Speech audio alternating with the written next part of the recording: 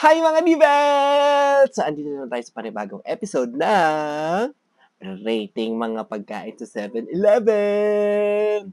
Let's go! So, titingnan natin kung sino ang pinakasulit sa lahat ng rice meals ng 7-Eleven. No need for you to go to 7-Eleven at para tikman isa-isa. Ako na ang gagawa at i-recommend ko ang pinaka masarap at sulit para sa akin. Umpisahan natin sa famous sisig. Ayan. Ayaw magpabukas niya, be. 2 out of 10 yung packaging. Grabe yung dami ng...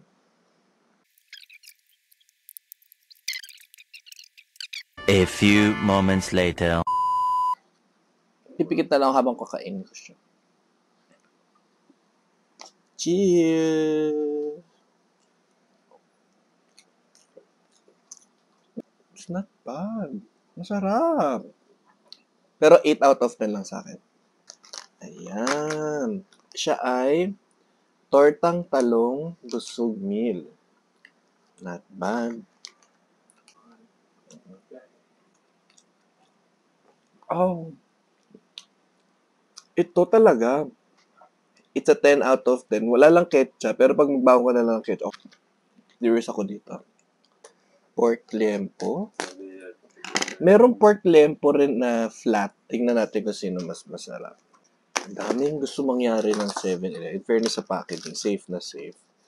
So, yung pieces niya ay malalaki. Yan guys, so pwede na siya. Masarap na siya. Tignan natin.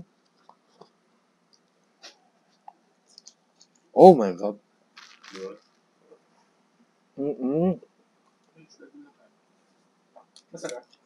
Sobrang smoky. Masarap. Sobrang smoky. Parang freshly grilled siya. Hindi ko alam kung ano ginawa nila. Ito ay 100 over 10. 100 over 10 sa akin. Pork lempo ng hata rice. Ang sarap. Barbecue. Uy. Mas madali siya i-open ito. 10 out of 10 yung presentation. Packaging, 10 out of 10. Ang dali buksan. Lalo na pag nagmamadali ka.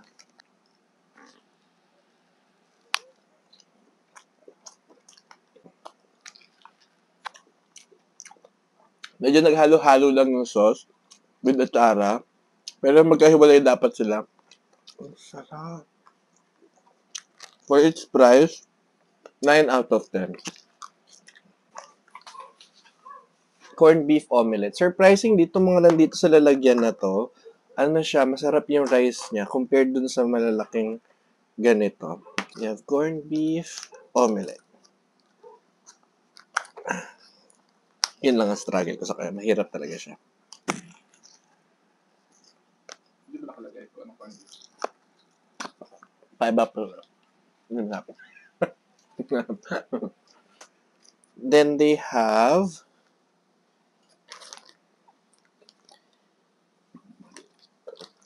cheesy hotdog omelette.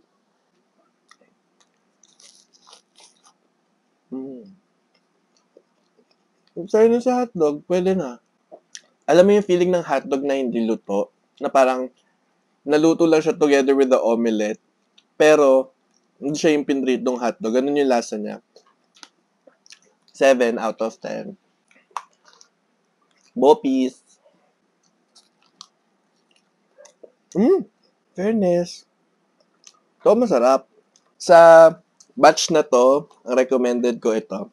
Next, we have mushroom pepper chicken. Uy, ang ganda ng lalagyan. Ito na ang, panalo sa packaging. Siya na. Hindi mo kaya. Yan. May alat siya, pero ito ay, bigyan ko siya 8 out of 10. 8 out of 10. They have, baked chicken. Takot yung tsura, be. Sulit bayad na dito. Dry. 5 out of 10. We have lechon paksiw. Ma-oil siya, be. Pero, same nung mga yon. Separate yung lalagyan. Ang dami ng oil. Kita nyo yung separation nyo. May separation anxiety siya.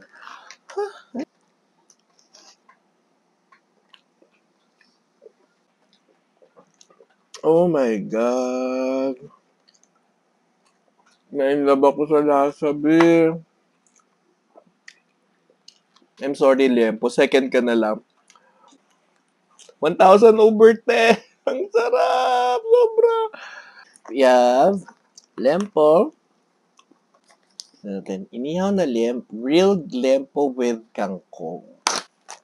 Diba? Ang cute ng lalagyan nito. Ito siya mabilis talaga siyang buksan. Mas malaki ang Lempo nito and ito mukhang sulit.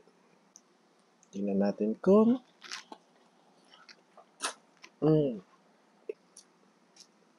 may kangkong pa. Diyan meron ding ano tawag dito? Aswete? Atsara. Bigyan ko to ng 9 out of 10. Sarap. So, yun lang. Sana nakatulong sa inyo tong episode natin. And sana masarap ang ulam nyo kahit Hindi tayo mayaman.